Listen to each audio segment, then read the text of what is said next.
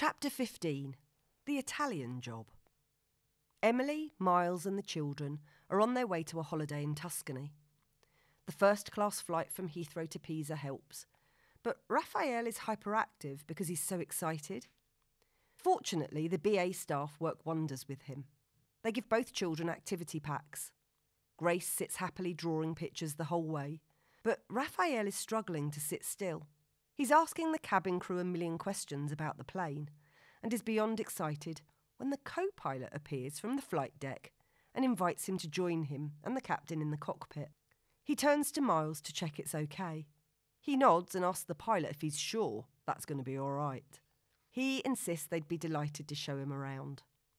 Within moments of entering the space, Raphael becomes as still as a statue. He's mesmerised by all the controls. The captain reaches out to shake hands with him, waking him out of his trance.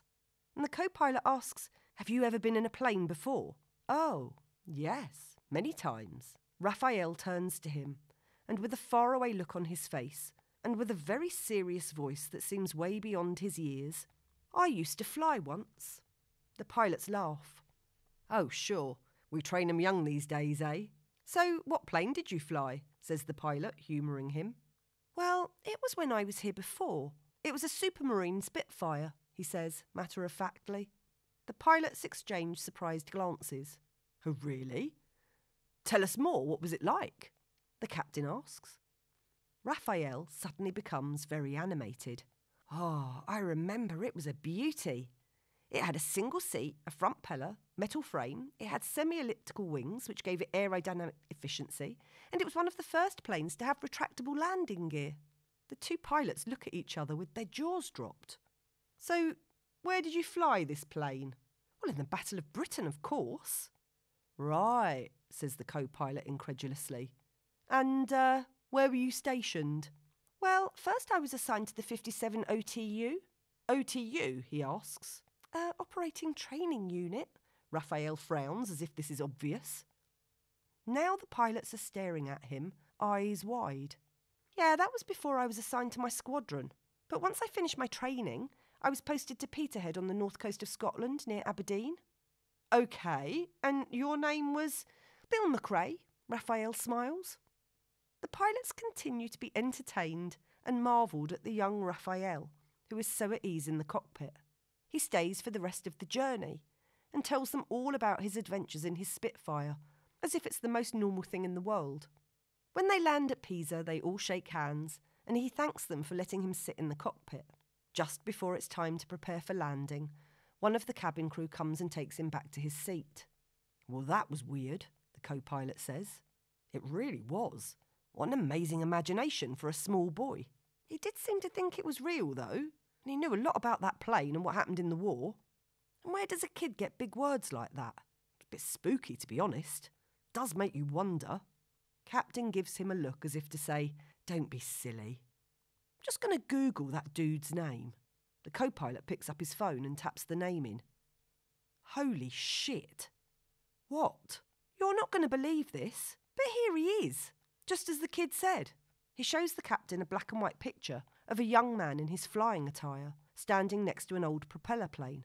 It's an article about Bill McRae and his experiences as a fighter pilot in the Second World War.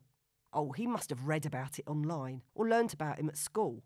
Just imagination. Has to be," the captain says more convincingly than he feels. "You do hear stories, though." "What, you think he's Bill reincarnated? Don't be ridiculous." "Yeah, you're right. It was weird, though. Kids and make-believe, eh?" They both smile and nod, trying to get back to normality. But the co-pilot shakes his head and gives a little shudder. "Still weird," he mumbles as they collect their stuff and disembark. Raphael is contentedly happy and quiet when they get into the airport. Miles is happy he didn't cause a scene on the plane and embarrass them all. In fact, Raphael is smiling and deep in thought. It's as if he's miles away. And he is. He's still reminiscing over his recollections of the past. Once they collect their bags, they head straight to the hire car desk. Miles gets into an argument with the salesperson because they don't have the exact car he'd reserved. The patient staff persuade him that the car they have for him is the most exclusive car they have, which placates him somewhat, and having negotiated them down on the price, he feels happy that he now has a good deal, which he thinks is on his terms. He's actually unaware that the staff are mumbling to themselves in Italian that no one really wanted that car anyway because it's too big. It's a gas guzzler and not Italian cool. They prefer smaller and niftier. They load their bags into the 5-litre Lexus and head out into the warm sunshine. They arrive at the Grand Hotel Imperiale, a luxury 5-star hotel in a resort called Costa Forti di Marmi.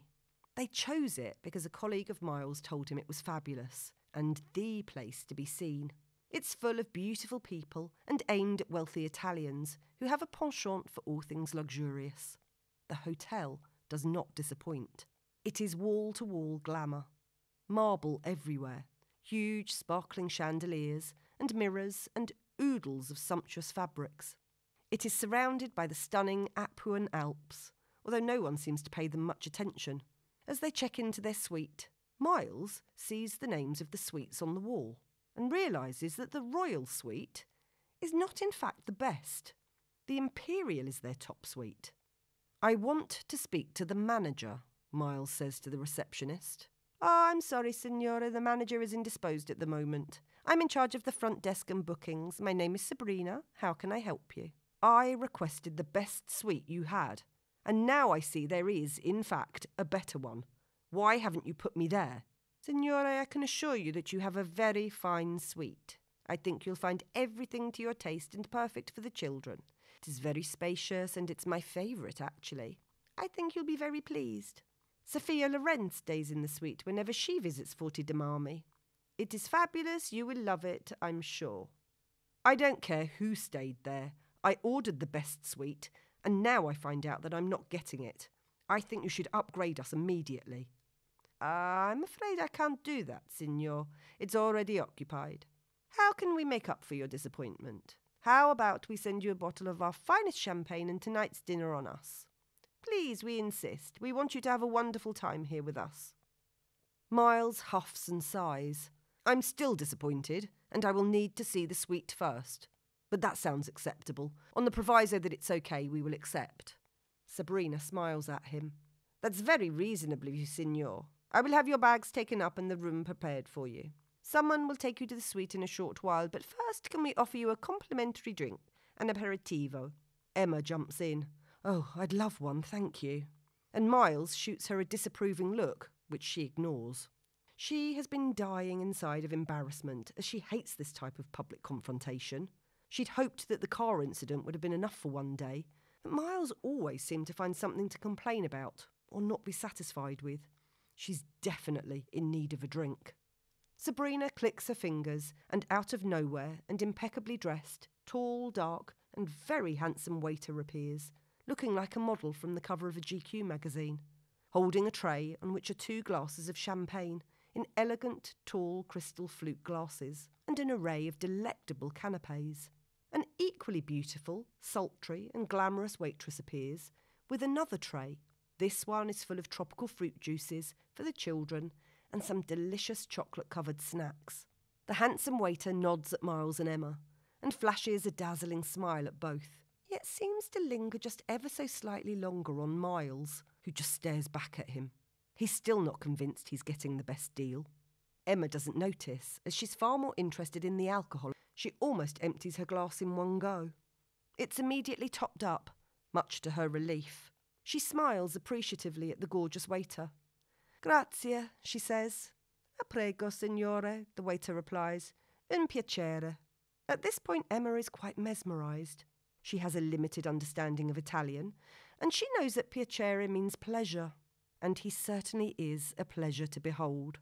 She's feeling a little guilty for having somewhat forbidden thoughts about the waiter, and quickly diverts her attention to the children.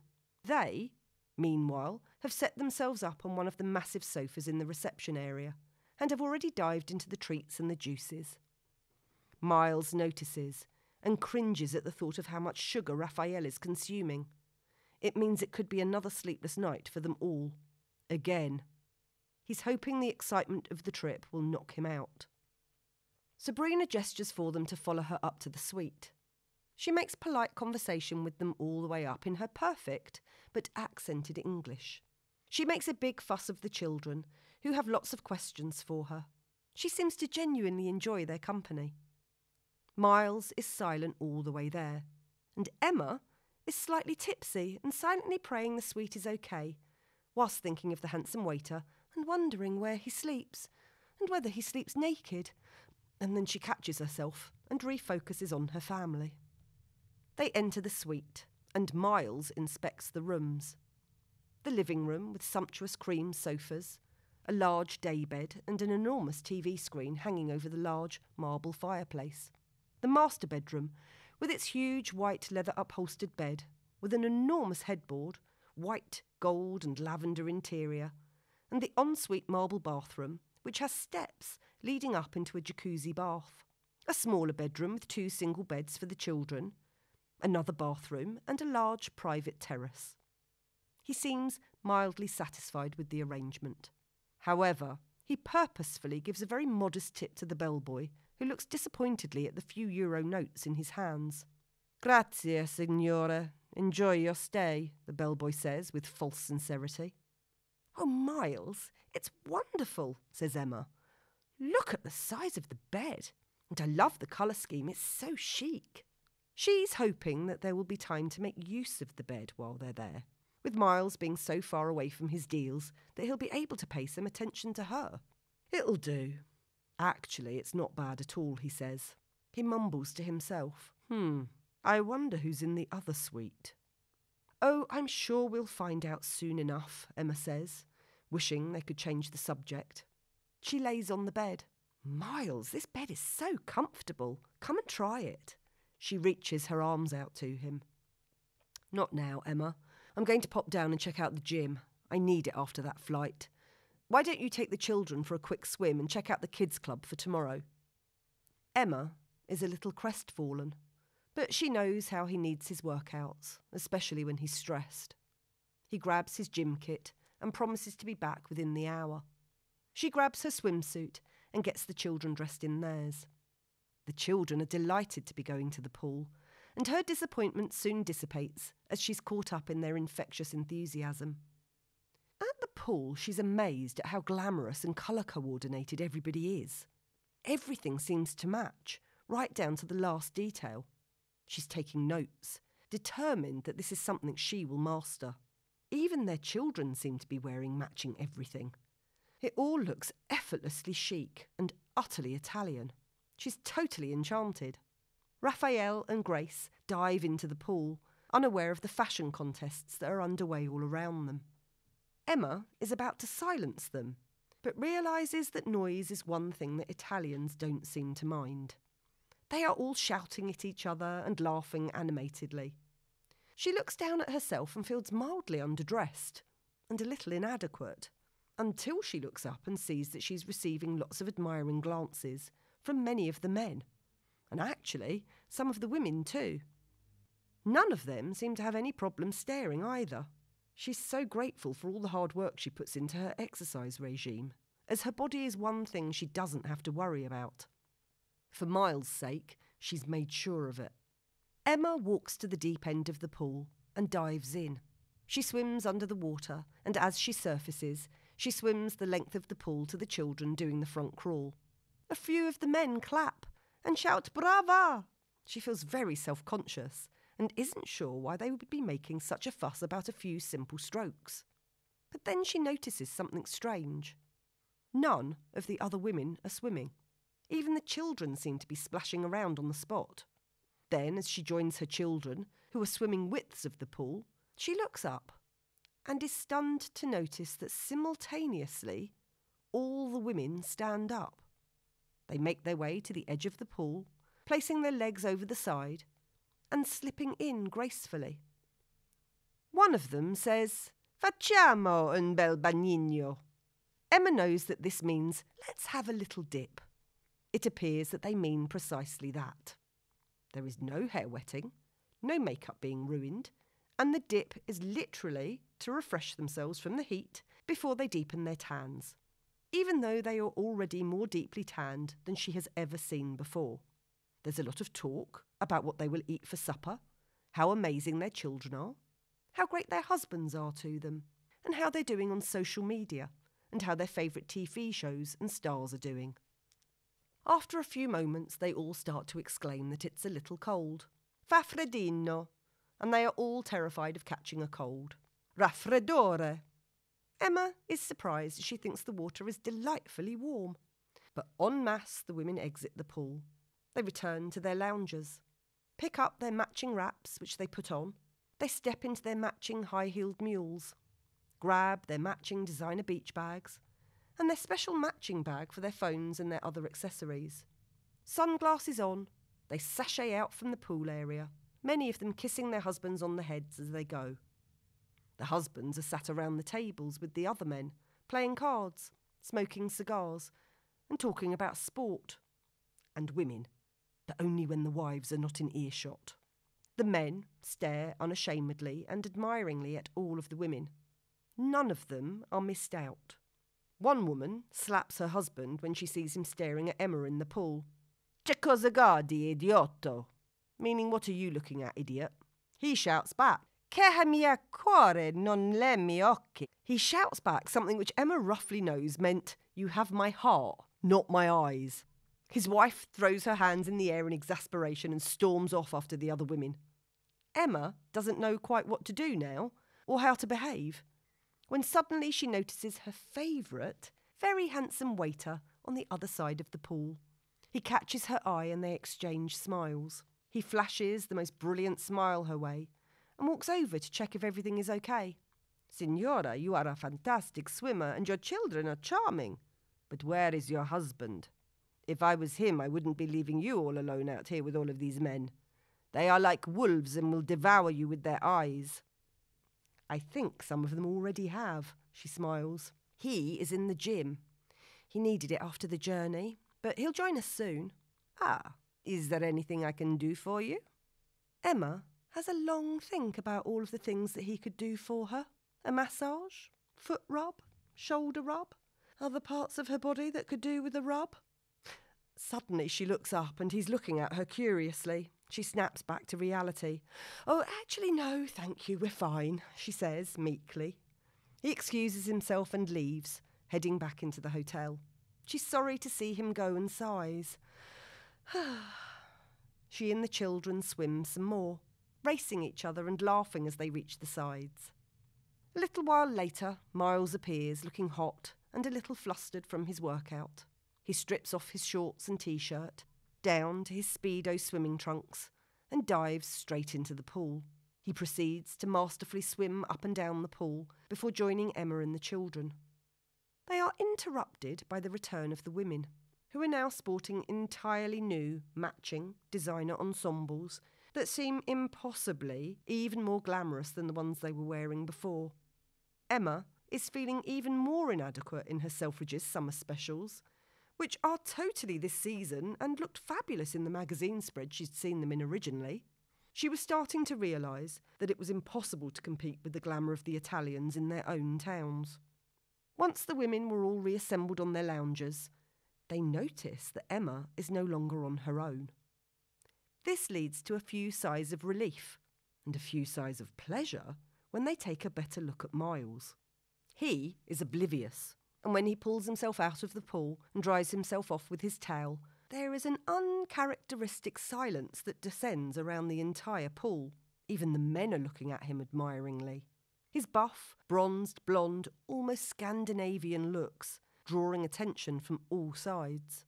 Emma and the children leave the pool too, conscious of all eyes on them, and they head back to the suite to get ready for dinner.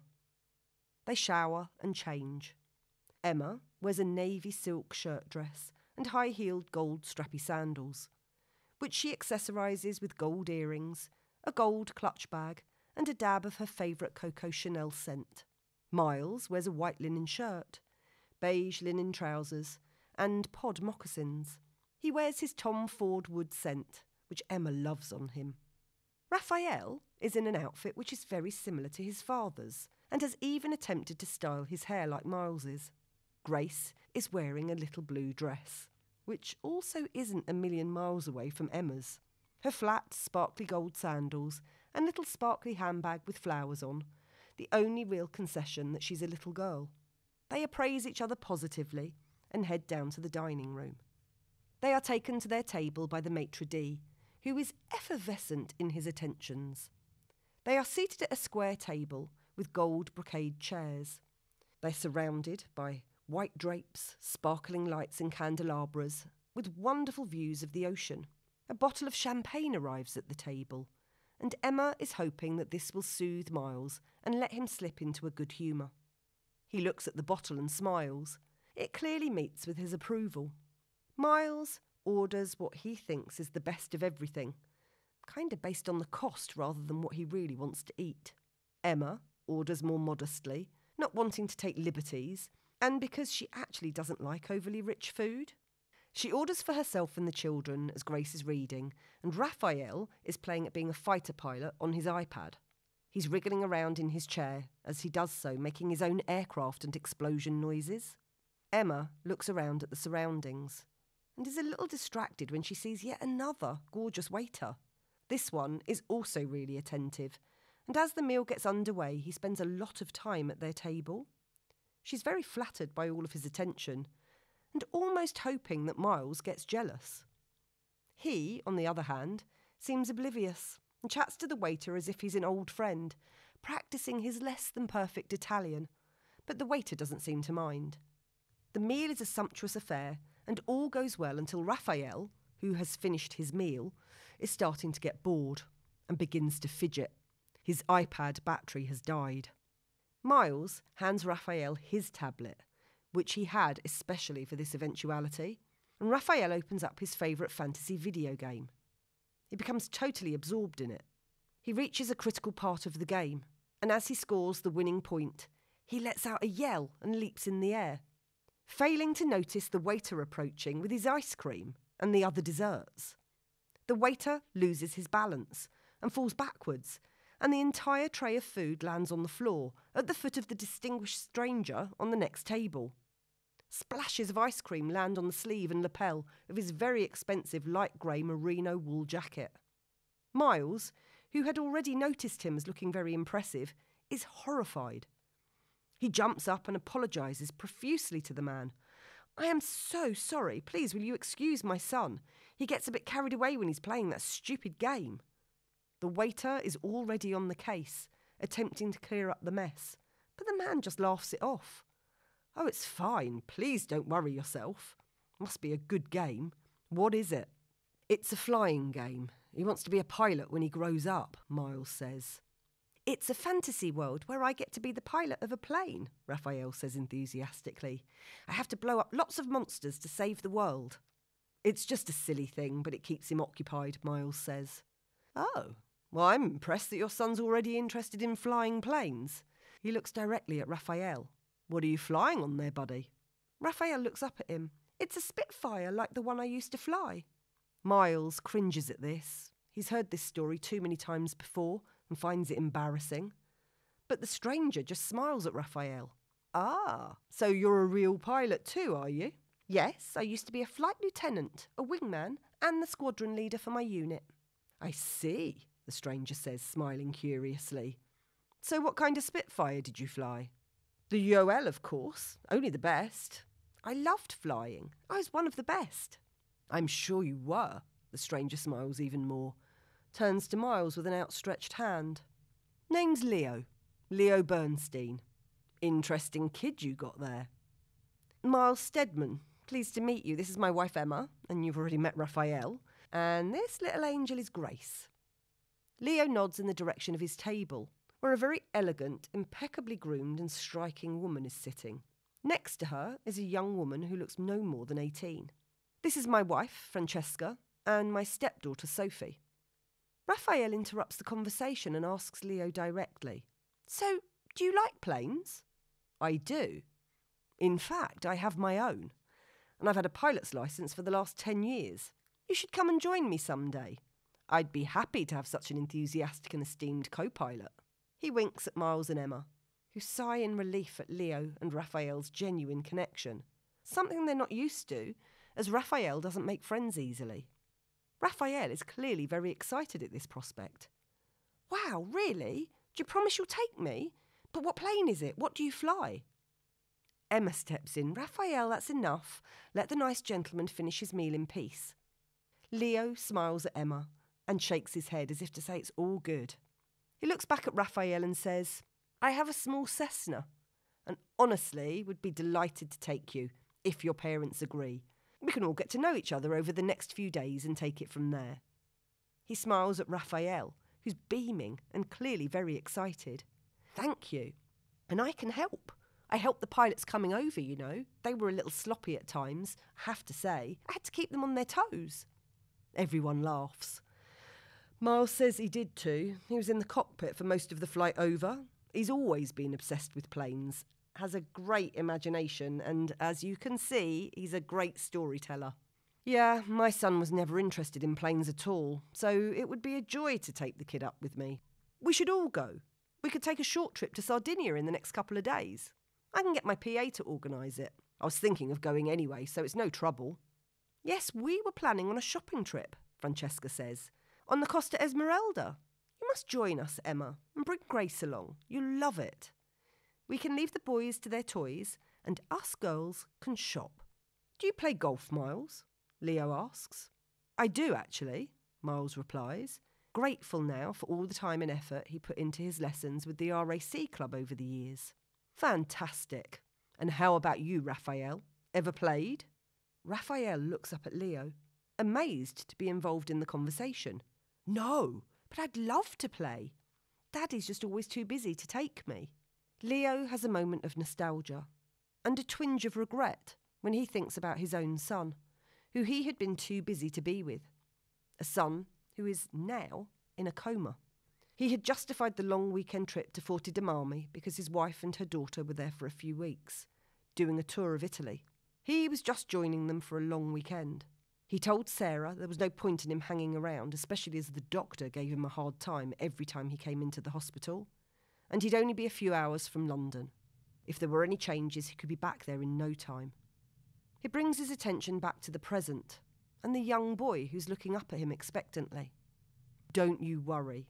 We'll get you some junior clubs and you'll be an expert on the green before you know it. So, Miles, why don't us boys, he winks at Raphael as he says this, head outside for a man-to-man chat?